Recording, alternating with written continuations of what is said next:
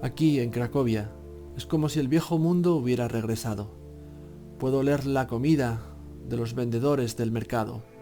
Puedo escuchar el chirriar de los columpios cuando los niños juegan y comprar casi cualquier cosa. ¿Y quién echa de menos el tráfico congestionado?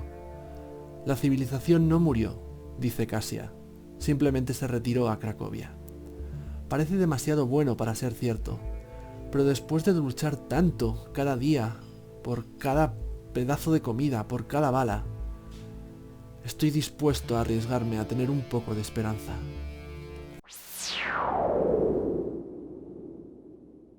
Saludos amigos, amigas, seguidores y seguidoras de En 5 Minutos Roll y bienvenidos a una nueva reseña de Twilight 2000. Hoy vamos a analizar Urban Operations, la primera expansión, operaciones urbanas, que nos va a proporcionar las reglas, así como nuevos escenarios de aventura, nuevas facciones, para llevar nuestras campañas de Twilight 2000 al entorno urbano, a las ciudades. Este suplemento ha sido escrito por Thomas Halestam y Chris Lights, exactamente los mismos que escribieron el juego, el manual básico, la caja básica. Y dejarme deciros que a lo largo del presente vídeo vais a ver que todo el material, tanto físico como en digital, está en inglés porque esta línea de juego no ha sido traducida al castellano y no sé si algún día lo hará sinceramente. Dicho todo esto, empezamos.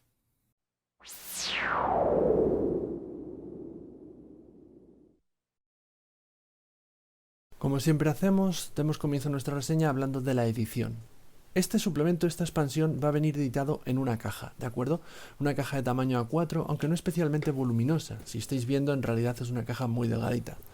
En comparación tenemos aquí la caja básica del juego para que os hagáis una idea de la diferencia que supone entre una y otra. Esto es así porque evidentemente Urban Operations va a tener mucho menos contenido del que tenía la caja básica.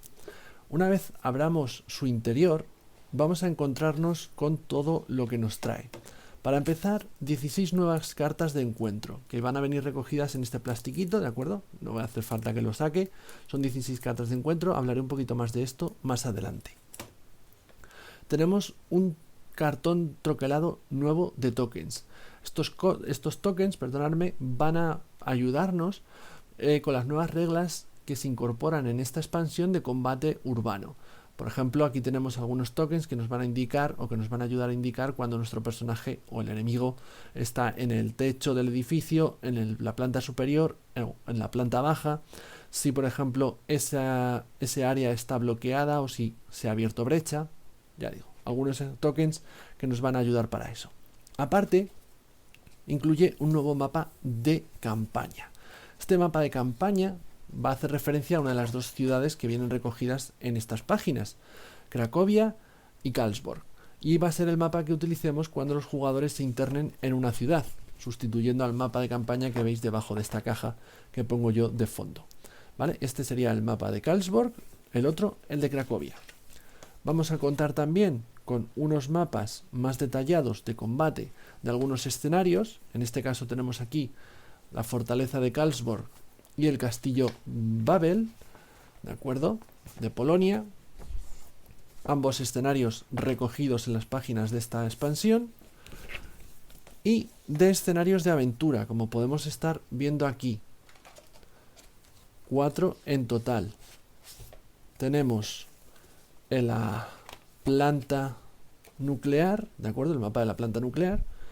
El mapa del bloque de apartamentos donde hay un conflicto entre bandas.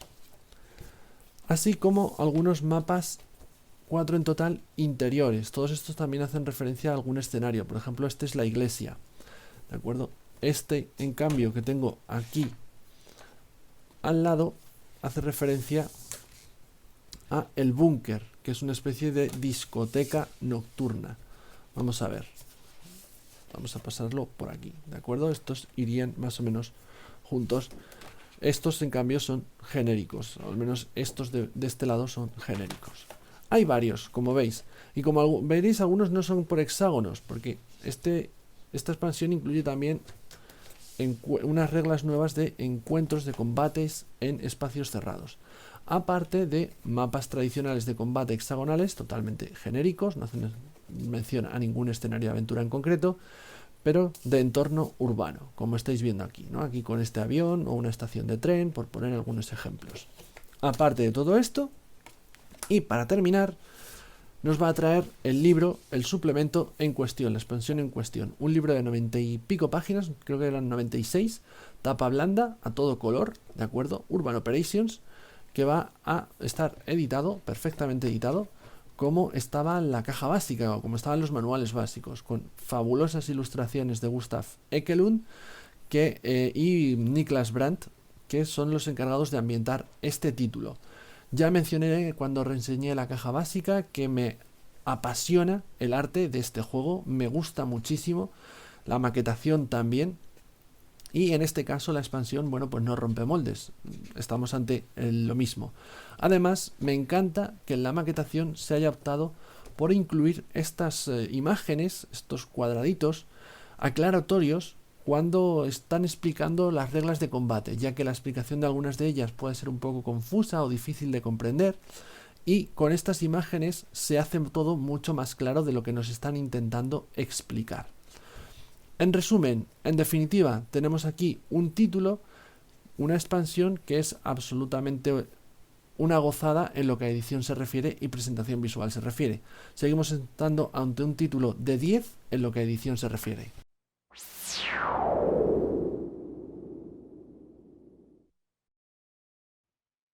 El foco de esta expansión está puesto en proporcionarnos las herramientas para poder llevar nuestras partidas de Twilight 2000 al entorno urbano. Algo en lo que yo tenía un particular interés, dada la ausencia de las reglas de este tipo en la caja básica. De hecho, esa fue una de las críticas que le realicé a la caja básica, si visteis esa reseña, en tanto en cuanto mencioné que sí, se nos adelantaba que esta expansión existiría, pero no aparecía ningún tipo de reglamento o de indicaciones a realizar cuando los jugadores optasen por internarse en una ciudad en la campaña. Todas esas reglas especiales que van a tener lugar cuando eso suceda van a venir recogidas en esta expansión. Pero en realidad no van a ocupar muchas de las páginas, de las 90 y pico páginas con las que cuenta el libro de esta expansión. Para empezar, Urban Operations nos ofrece dos tipos de personajes nuevos con los que jugar, el policía y el criminal. Dos arquetipos nuevos directamente para ser utilizados con el sistema de creación mediante arquetipos y que evidentemente están muy relacionados con las partidas en entornos urbanos. Además de estos dos arquetipos, también se nos ofrecen 5 especializaciones nuevas que se unen a la larga lista que ya vimos en la caja básica. De estas 5, 4 están directamente relacionadas con los dos arquetipos nuevos, es decir, son especializaciones que están aconsejadas para ser adquiridas por estos arquetipos. Las especializaciones serían autoridad y especialista en combate en espacios cerrados para el policía y mentiroso y ladrón para el criminal. La quinta de estas nuevas especializaciones, criptografía, no está recomendada para ser adquirida por ninguno de estos dos arquetipos, pero bueno, sí que tiene cierto sentido que aparezca en un suplemento dedicado a los entornos urbanos, ya que va a ser una habilidad, o una especialización, mejor dicho, que tenga bastante que ver si vamos a plantear partidas en entornos urbanos, en ciudades donde haya mucho juego de agentes dobles, espionaje y este tipo de elementos. Pero de lo que verdaderamente me interesa hablaros en esta reseña es de cómo cambian, cuáles son los cambios que se introducen en la campaña, en la partida, en el reglamento de Twilight 2000, cuando los jugadores optan por internarse en una ciudad en concreto. Esas reglas que, como citaba anteriormente, vienen recogidas en esta expansión. Empecemos por el viaje. Y es que las mecánicas de viaje se van a ver modificadas a partir del instante en que empecemos a utilizar el reglamento contenido en esta expansión. Esto solamente tendrá lugar cuando los jugadores, o sus personajes mejor dicho, alcancen un hexágono en el mapa de campaña que represente a una ciudad. Llegados a ese punto, el director del juego sustituirá el mapa regional, el mapa de campaña tradicional, bien sea el de Polonia, el de Suecia o cualquier otro que haya decidido crear él mismo, por un mapa de dimensiones menores, también de campaña, que representa solamente a esa ciudad, no una región entera, sino solamente a esa ciudad. A partir de ese instante, los personajes de los jugadores van a empezar a moverse y a viajar por ese mapa de ciudad en concreto. Y solamente regresarán al mapa tradicional de campaña que estaban utilizando hasta entonces cuando abandonen la ciudad, cuando opten por salir de allí. El mapa de ciudad, digo que tiene unas dimensiones menores. Está dividido por hexágonos, exactamente igual que el otro.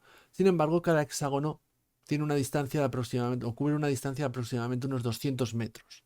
¿De acuerdo? Esto hace que el tiempo pase de forma diferente. Así pues, la forma en que se tenía de medir el tiempo y los turnos en el sistema de viaje de la caja básica se ve modificado, se ve cambiado con esta expansión, cuando viajamos solamente por ciudades. En estos casos, mientras que entonces la jornada se dividía en 4 turnos, mañana, día, tarde y noche, y cada vez que realizábamos algo, nos movíamos, hacíamos campamento o cosas por el estilo, corría uno de esos turnos. Ahora, en su lugar, se va a utilizar una medición del tiempo inferior, que ya estaba recogida en el manual básico, ¿vale? Pero que estaba recogida para otras cuestiones, no para los viajes, que es el stretch, o como yo lo denomino, el tramo o turno de acción. Este equivale solamente a unos minutos, mientras que los turnos de viaje de la caja básica en el mapa de campaña grande, el regional, duran varias horas. Cuando estamos viajando por ciudad, nuestros turnos de viaje duran apenas unos minutos. ¿Por qué? Porque se cubre una distancia menor de terreno y por ende se viaja más deprisa que en el otro caso. Se van a seguir moviendo los mismos hexágonos, pero el tiempo es menor. Esto lo que también modifica es todo lo que tenía que ver con el paso del tiempo y cómo tenía que tener en cuenta el director de juego, bueno, pues la climatología, el momento o la hora del día, si era de noche, si era de día. Esos modificadores siguen estando ahí presentes, ¿de acuerdo? Si es de noche, seguirán afectando a los jugadores de la misma manera. No obstante, que viajen no va a hacer pasar el tiempo. Como solamente se tarda unos minutos en cubrir esos hexágonos de movimiento, ¿de acuerdo? O en hacer la acción que realicen, lo que va a suceder es que si la climatología cambia, si el momento del día cambia, va a ser por decisión del director de juego, por elipsis temporales que él realice a su voluntad, no porque los turnos vayan avanzando y progresando, como sucede en el mapa tradicional. Aparte de todo esto, también se reduce el número de tareas que pueden acometer los jugadores cuando están viajando por ciudad, con respecto a cuando viajan en el mapa regional de campaña. Aquí solamente pueden realizar 3 tareas distintas: marchar o andar, ¿vale? Conducir, en el caso de que vayan en vehículo, o bien permanecer alerta, permanecer vigilantes. No pueden, por ejemplo, montar campamentos, ni salir a cazar, ni nada por el estilo, porque eso se considera que son tareas que realmente llevan mucho tiempo, llevan horas, y no se pueden realizar en un viaje que apenas dura unos minutos. Sí, pues estos son los cambios que tenemos en las mecánicas que ya conocemos del viaje de la caja básica. Un elemento nuevo que se añade cuando los personajes, los jugadores se mueven por las ciudades son los puntos de control o los checkpoints. Estos puntos de control son encuentros fijos que solamente el director de juego sabe dónde los ha colocado en el mapa y que vienen a representar, bueno, pues puntos de seguridad que establecen las facciones que dominan esa ciudad en concreto. Bien sean una o bien sean varias las facciones, pero hay puntos de control, normalmente en intersecciones, en zonas estratégicas, ¿de acuerdo? Pero esos puntos de control, como digo, son encuentros que no son aleatorios, son fijos. El director de juego los tiene en un mapa personal propio. Si se está jugando online es sencillo, simplemente con ponerlos, por ejemplo, en un tablero virtual como Roll20 o como Foundry, en una capa que solamente pueda ver el director de juego y no los jugadores, él puede ver fácilmente de una sentada dónde ha colocado esos puntos de control y si se están acercando a uno de ellos o no. Si estás jugando en mesa es un poquito más complicado, tienes que tener un mapa personal aparte del tradicional, o mejor dicho, aparte del que están utilizando los jugadores para viajar, donde tengas apuntados tú en qué hexágono están esos puntos de control para tenerlo en cuenta cuando se aproximen a ellos. Una vez se aproximen a ellos, bueno, pues ya los resolverán como sea, mediante violencia combatiendo con los guardias de ese punto de control, de ese checkpoint, roleando, sobornándolos, como sea. Eso es indistinto. Simplemente tenemos que quedarnos con la idea de que cuando uno se mueve por ciudades hay checkpoints de la facción o facciones que gobiernan la ciudad y que estos son encuentros fijos que están situados donde el director de juego establece en el mapa y no son aleatorios. Ese es el nuevo elemento que se incluye, aparte de las modificaciones ya mencionadas, al sistema de viaje por ciudades.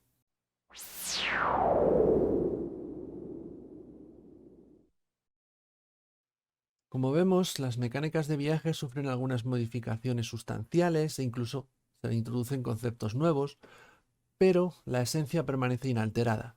No sucederá lo mismo con el sistema de combate, donde vamos a ver numerosas y cuantiosas modificaciones, algunas de ellas incluso contradicen lo establecido por el reglamento de la caja básica, y también se nos proporciona un conjunto de reglas nuevos para gestionar los enfrentamientos en espacios cerrados, es decir, en el interior de edificios. No me voy a detener en detalle, a hablar en profundidad de todas y cada una de estas modificaciones, de todas y cada una de estas reglas, no creo que sea necesario, pero sí quiero que tengamos en cuenta el concepto principal, la filosofía de juego que tiene Twilight 2000 en cuanto a combate. Es decir, estábamos ante un título con un reglamento simulacionista, detallista, realista y con una gran profundidad táctica. Y todo eso se va a mantener.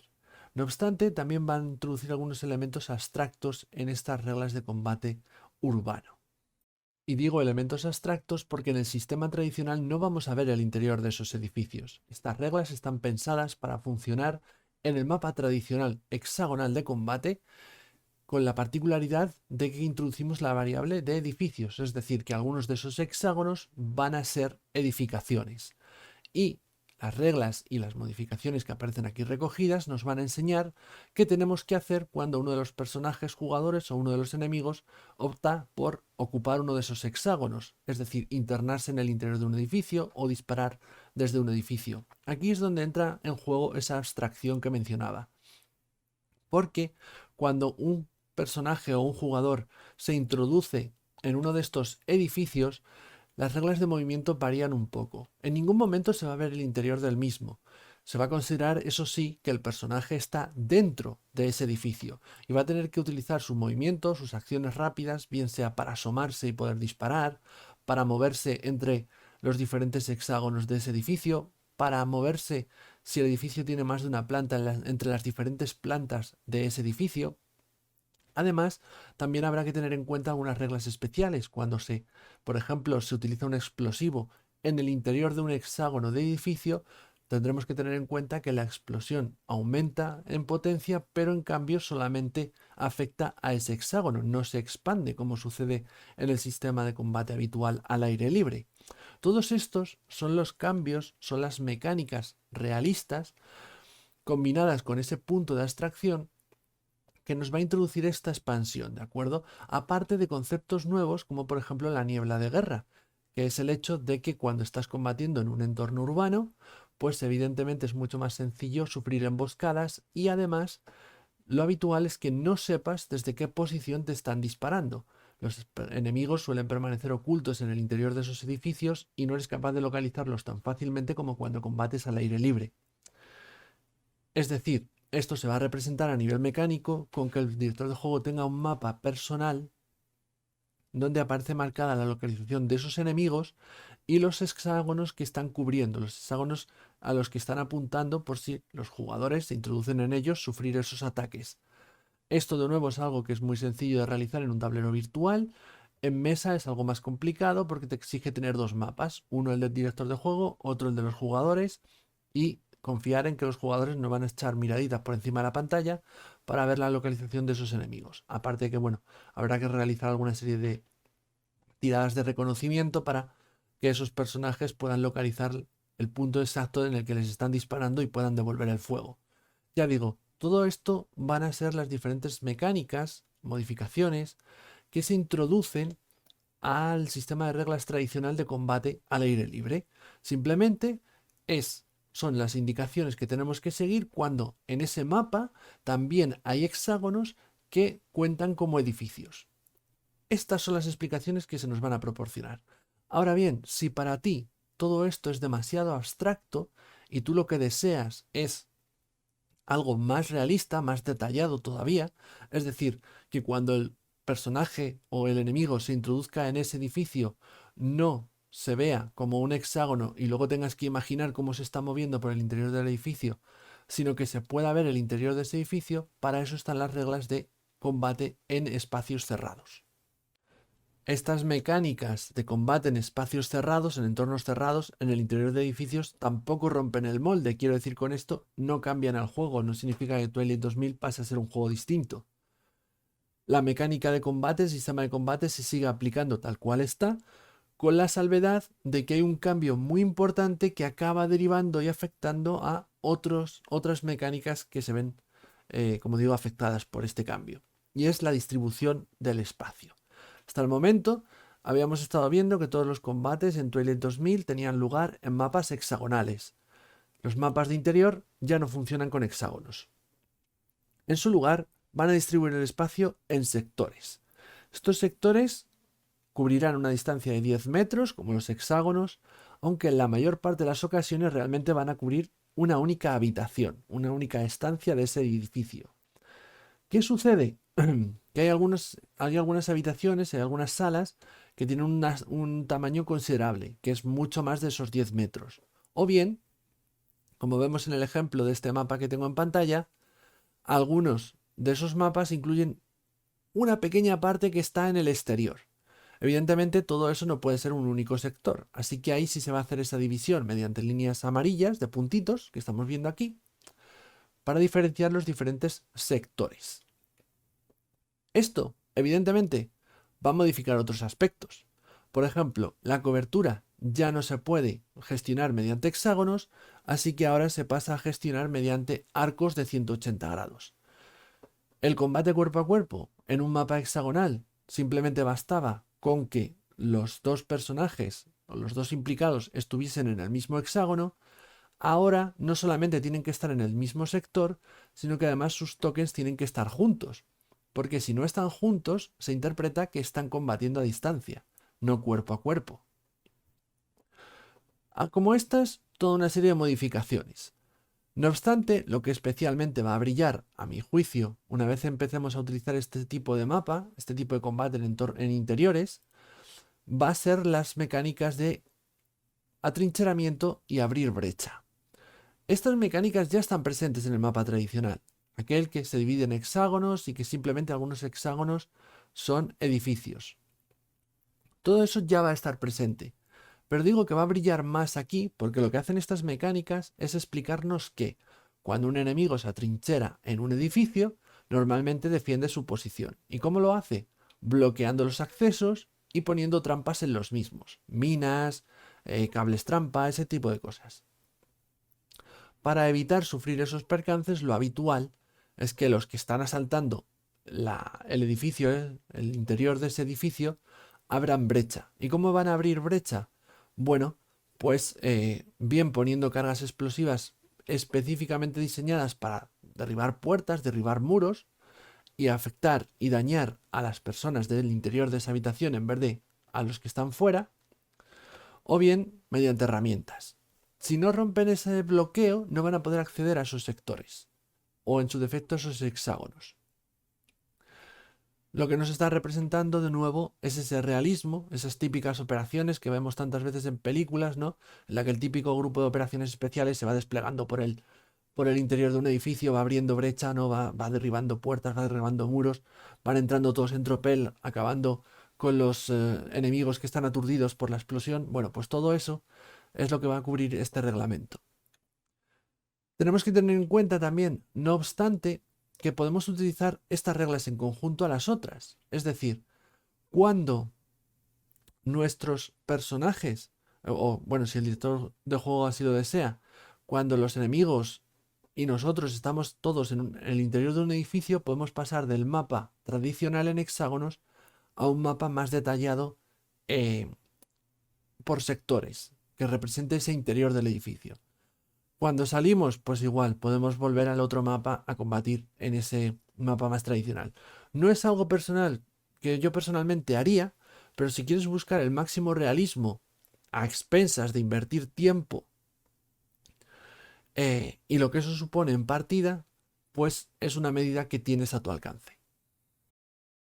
No obstante, la principal crítica que le voy a realizar a la expansión Urban Operations en todo lo que al reglamento se refiere es que vuelve a cometer el mismo pecado que ya cometía la caja básica.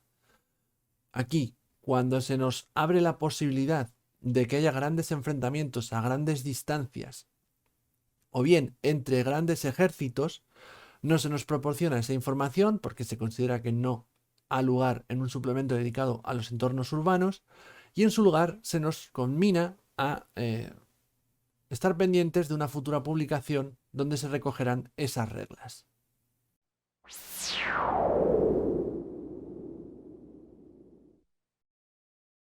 Visto el contenido dedicado a expandir el reglamento de Twilight 2000, es el momento de repasar el resto de material que nos ofrece el libro contenido en esta caja de Urban Operations. Material jugable, material que se compone de, nuevos encuentros, nuevas facciones, nuevos escenarios de aventura, así como una descripción un poquito más detallada de dos ciudades en concreto, Cracovia para el escenario polaco y Karlsborg para el escenario sueco. Me voy a detener a hablar un poquito de estas ciudades antes de cualquier otra cosa, pero primero he de hacer la advertencia. Tenemos que tener en cuenta que este juego está concebido para una campaña sandbox y todo el contenido y material del que os voy a hablar a partir de este momento está diseñado pensando en eso, con esa idea en mente, es decir, que sea directamente trasladable a nuestra mesa de juego.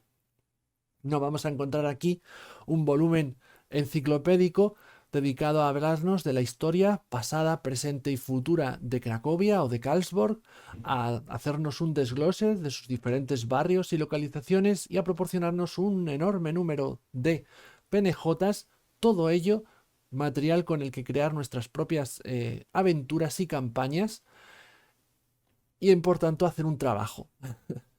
Aquí, tal y como está diseñado este contenido, este material, ¿de acuerdo? Está pensado para que directamente lo llevemos a nuestra mesa, no tengamos que hacer ningún trabajo previo, no tengamos que escribir una aventura, no tengamos que escribir una campaña de ninguna clase.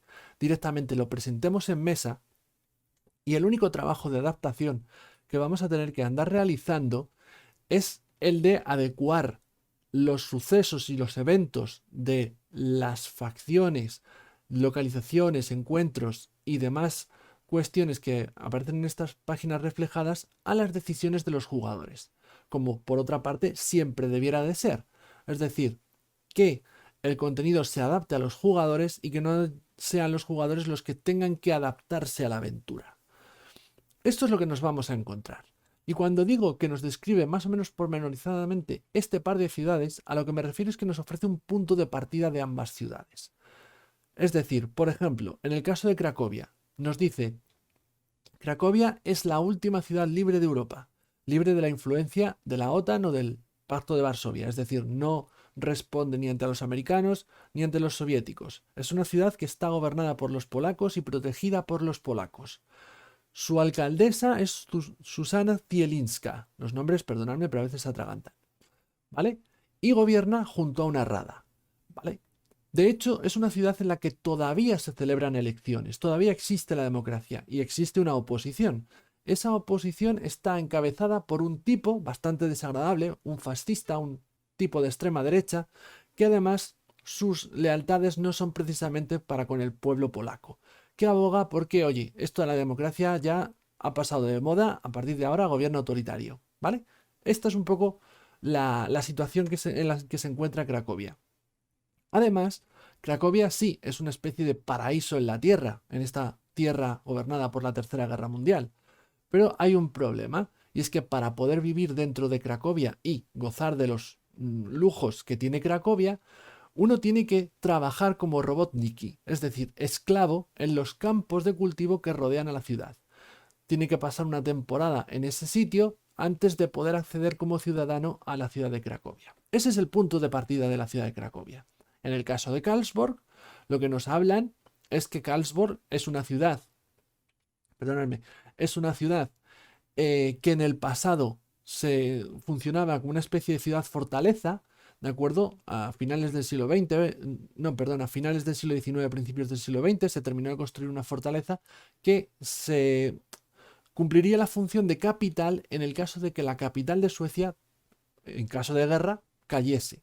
Eso es algo que cayó completamente en desuso hasta que, mira tú por dónde, llegó la Tercera Guerra Mundial y jaja, se cumplió. Así que ahora Karlsborg funciona como una especie de capital, ¿de acuerdo? Gracias a esta fortaleza que está ocupada por el ejército sueco, por el comandante Folt, Un tipo que pretende salvaguardar la integridad de Suecia, con el agravante, no obstante, de que en los alrededores de esta fortaleza hay una gran cantidad de refugiados, encabezados por Ingrid Lindberg, que lo que plantean es acceder al interior de la fortaleza y que sean protegidos por su ejército, algo a lo que el comandante Folt no está dispuesto porque lo considera un riesgo para la seguridad. Para rizar más el rizo y complicar más las cosas, un tipo que se ha autoproclamado rey de Suecia, supuesto heredero o familiar de la familia real, pues ha pasado a dar las órdenes. La familia real auténtica, desde que comenzó la Tercera Guerra Mundial, está desaparecida y no se conoce su paradero, así que, ya que este tipo está demostrado que tiene ese linaje real, pues hay que obedecerle. Ya digo, estos son los puntos de partida de ambas ciudades, es decir, lo que se van a encontrar los personajes de los jugadores cuando lleguen a estas ciudades. Pero a partir de aquí tendrán que empezar a suceder cosas, tendrá que empezar a desarrollarse un argumento. Y ese es precisamente uno de los conceptos nuevos que trae esta expansión que no estaba presente en la caja básica. Mientras que en la caja básica los argumentos surgían de forma orgánica a medida que se iban moviendo por el mapa, aquí vamos a tener unos argumentos que ya están planteados, pero que van a ser algo más abiertos.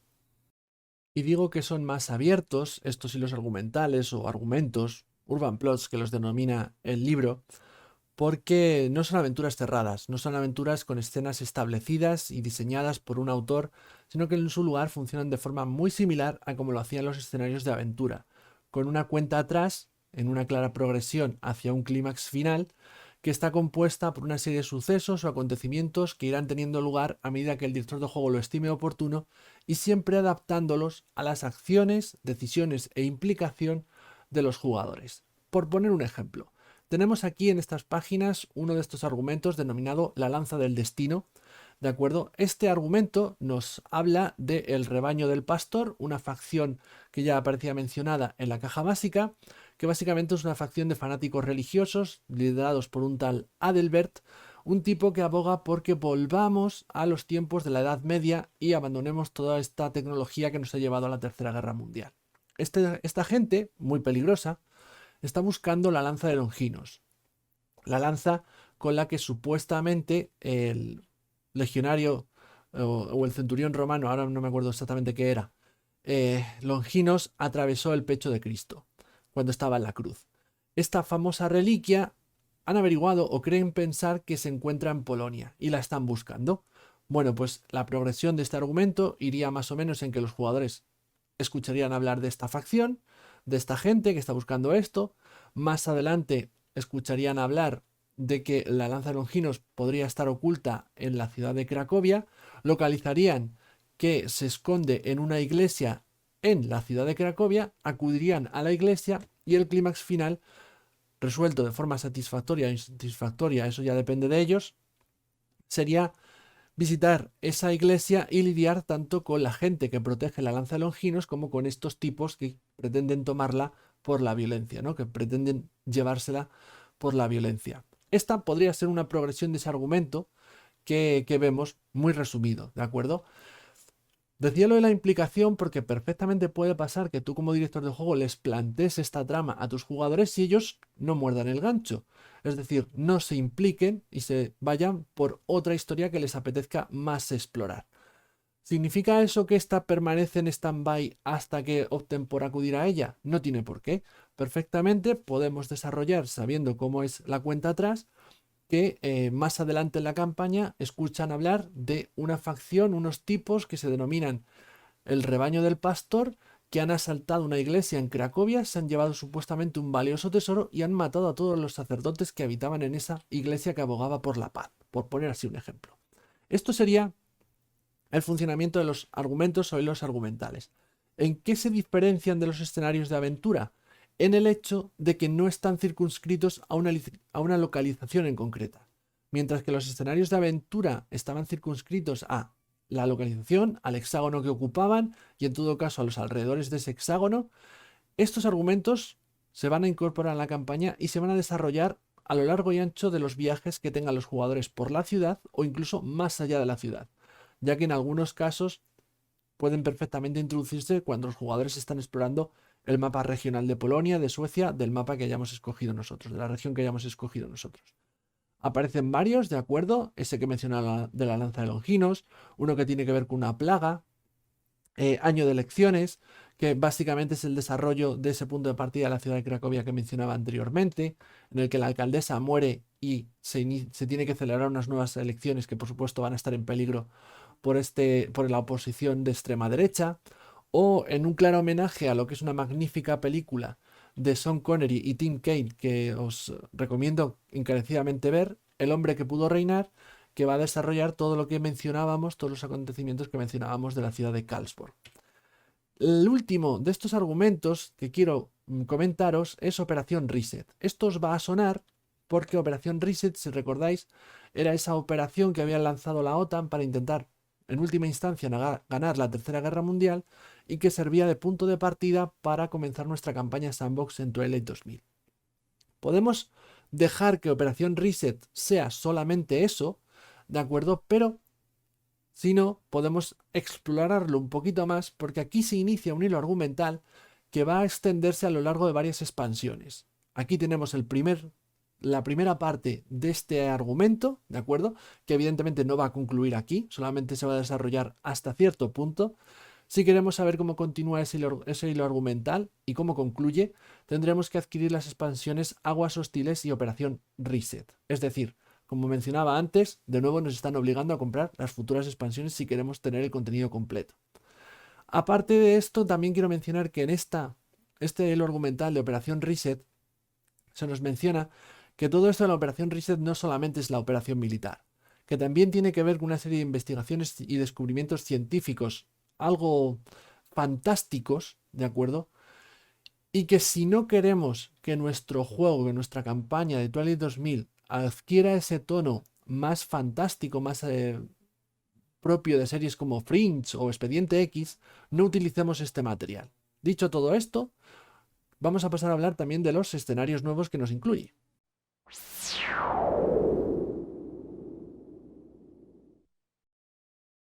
Tendremos un total de 4 nuevos escenarios de aventura, un par de bloques de apartamentos controlado por 2 bandas diferentes en guerra, una iglesia donde se esconde la lanza de Longinos, una planta nuclear capaz de proporcionar electricidad a la ciudad e incluso una discoteca nocturna que está intentando o que la mafia rusa, la Borovsko y Mir, está intentando controlar. Todos estos escenarios de aventura funcionan exactamente igual a como ya los vimos o ya los describimos en la reseña de la caja básica. Tienen el mismo funcionamiento y están escritos y presentados de la misma manera. Tendremos, eso sí, que ubicarlos en el hexágono que estimemos oportuno como directores de juego del mapa de la ciudad en la que estemos jugando en ese momento. Solamente el escenario de aventura concerniente a la planta nuclear se puede utilizar, a mi parecer por lo menos, en el mapa regional, en el mapa de campaña tradicional grande que cubre toda la región de Polonia o de Suecia o del país que hayamos escogido para jugar. El resto están demasiado relacionados con el entorno urbano como para poder utilizarlos fuera de una ciudad sin necesidad de adaptar el contenido que nos aparece aquí propuesto. Todos ellos son escenarios de aventura que funcionan de forma bastante independiente, con la salvedad de la iglesia. La iglesia es un escenario de aventura que está demasiado relacionada, su trama, su argumento está demasiado relacionada con el hilo argumental de la lanza de Longinos, la lanza del destino, que exponía yo de ejemplo anteriormente. Es el único que si no estamos también utilizando ese hilo argumental, utilizar ese escenario de aventura queda un poco soso. No termina de lucir tanto, porque la trama está demasiado relacionada o interrelacionada con ese gran hilo argumental a mayor escala. De hecho, aunque ya menciono que todos estos escenarios de aventura funcionan de forma independiente, están muy bien como pequeñas localizaciones donde los jugadores van a experimentar tramas que funcionan a un nivel menor de las grandes tramas, los grandes hilos argumentales anteriormente descritos que funcionan a un nivel mayor, ¿no? Mientras que unos están circunscritos solamente a una localización, el resto funcionan por toda la ciudad o incluso más allá. Esto añade, a mi parecer, de nuevo, bastante profundidad a nuestra campaña, con varios hilos argumentales funcionando a la vez, pero en diferentes niveles. El resto ya menciono que no están tan relacionados, pero sí que es cierto que muchos de ellos, bueno, pues tienen algún tipo de mención o en los mismos aparecen varias facciones anteriormente ya citadas en la caja básica o algunas directamente presentadas en esta expansión. Y si teníamos 4 escenarios de aventura, tenemos también 4 facciones nuevas que se añaden a las que ya venían incluidas en la caja básica de Twilight 2000. Estas son la Borovskoy Mir o la mafia rusa, cuyos integrantes no tienen por qué ser de origen ruso, los Who, como simpáticamente los he estado denominando durante mis horas de lectura de este suplemento, que en realidad son las siglas en inglés de la Organización Mundial de la Salud, ¿de acuerdo? Pero me hacía gracia. La Sexta Brigada Libre Polaca, una facción militar polaca, evidentemente, y los Hussars o Life Regiment Hussars, no sé cómo traducirlo al castellano y que quede bien, lo siento mucho, que no dejan de ser sino también un regimiento militar sueco. Todas estas facciones hacen acto de presencia bien en algún escenario de aventura, bien en algún hilo argumental o bien en las ciudades descritas mencionadas anteriormente, Cracovia o Karlsborg. Y para finalizar, la expansión nos ofrece nuevos encuentros, así como un concepto nuevo a la hora de gestionar encuentros de nuestra campaña. Este concepto, denominado áreas de control, es perfectamente extrapolable a nuestro mapa de campaña tradicional, aquel que viene incluido en la caja básica, no solamente cuando nos estamos moviendo por el mapa de campaña de la ciudad. Lo que viene a representar es el hecho de que algunas áreas están controladas por una facción o por otra, y que cuando los jugadores se mueven por ellas, los encuentros van a sufrir algún tipo de modificación al respecto. Así, si por ejemplo los jugadores se mueven a un hexágono que no está controlado por nadie, el encuentro se dirigirá tal y como sea o indique la carta. Pero, si por ejemplo ese hexágono está controlado de forma limitada por una facción concreta, en ese caso, cualquier carta que tenga un resultado o que nos muestre que el encuentro tiene que ver con militares, sean estos americanos, soviéticos, locales, serán sustituidos por militares de la facción que gobierna ese hexágono en concreto, ¿vale? Y si tiene un control total, no solamente las cartas que muestren soldados o militares en ese encuentro, sino también aquellas cartas que nos muestren saqueadores. Saqueadores o militares en un hexágono de control total se cambian por personal, por personas pertenecientes a esa facción en concreto. Ya está, es muy simple. Y si te paras a pensarlo, es algo casi de pura lógica, algo que seguramente tú fueses a hacer de forma innata, el modificar los encuentros para que tengan relación con el entorno en el que se están moviendo los jugadores. Aparte de esto, la expansión nos proporciona 16 nuevos encuentros, todos ellos evidentemente encuentros que van a proceder a sucederse en el entorno urbano, no fuera del entorno urbano. De nuevo son neutros, como en la caja básica, es decir, no están asociados a facción o argumento ninguno, pero al contrario que en la caja básica, aquí los autores sí nos van a dar algún consejo o ejemplo de cómo relacionar ese encuentro en concreto con alguno de los argumentos o escenarios de aventura o facciones que aparecen recogidos en esta expansión. Por poner un ejemplo, digamos que tienen el encuentro de funeral, es decir, ven un coche, un ataúd y una enorme comitiva de personas. Claramente es el funeral de alguien importante, si no, no utilizarían un coche porque el combustible es raro de narices en Twilight 2000. Esto puede ser simplemente un encuentro neutro que tú relaciones con alguna trama o argumento que tengas en ese momento en marcha, o los autores te ponen como ejemplo, puede ser una víctima de la plaga y lo relacionas así con el hilo argumental de la plaga. O bien puede ser el pistoletazo de salida que dé lugar a el hilo argumental de las elecciones, es decir, este funeral es el funeral de la alcaldesa de Cracovia, Zuzana Zulienska, y a partir de aquí se inicia el hilo argumental de las elecciones que ya mencioné anteriormente, ¿no? Bueno, se nos dan estos ejemplos.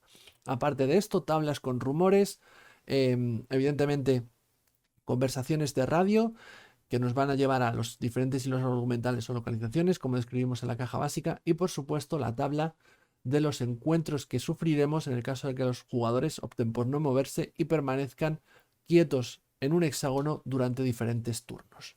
Hasta aquí todo lo que nos ofrece a nivel de contenido esta expansión.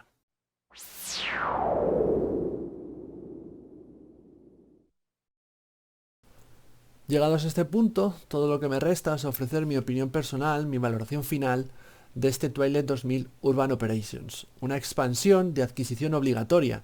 No obstante, esta adquisición obligatoria no es porque yo la recomiende, sino por la propia necesidad. Una crítica que le realicé a la caja básica de esta línea de juego era el hecho de que no contemplaba reglas para encuentros urbanos, ¿de acuerdo?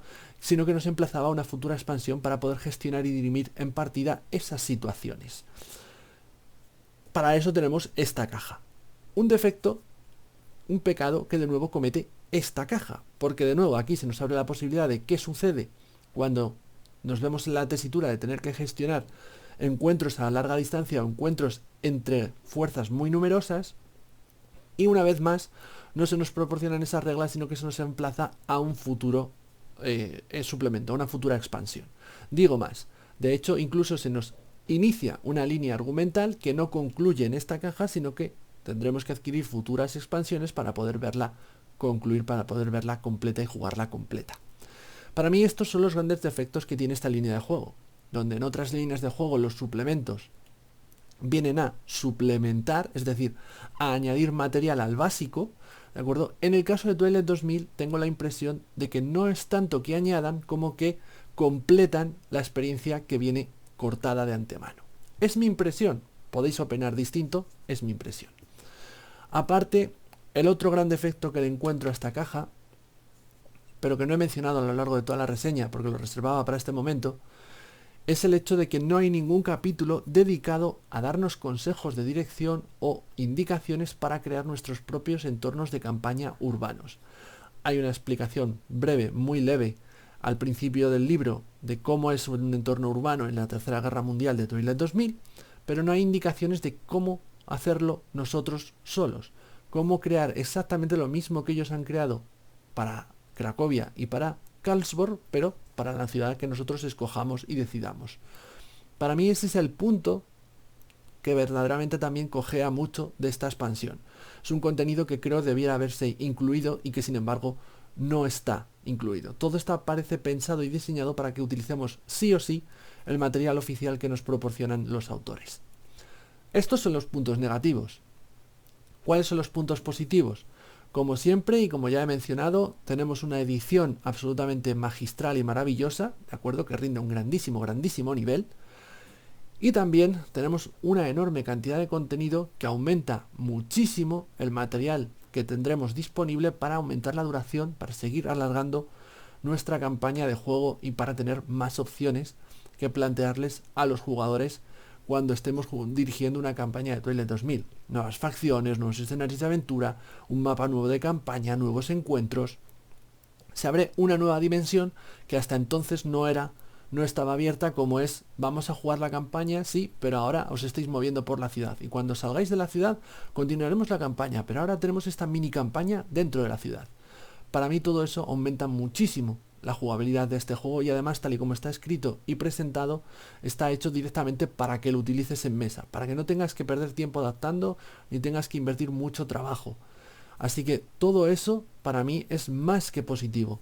En resumen, en conclusión, tengo un suplemento aquí, una expansión que considero muy recomendable, pero con unos defectos muy importantes.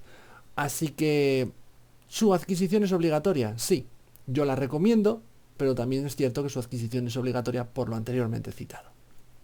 Hasta aquí nuestra conclusión, nuestra reseña de Twilight 2000 Urban Operations. Nos veremos a futuro con más reseñas de Twilight 2000 y de otros juegos de rol, aquí en 5 Minutos Rol. Si os ha gustado, darle a me gusta, si os interesa el canal, suscribiros. Yo por mi parte me retiro, muchas gracias por vuestro tiempo, adiós, hasta la próxima.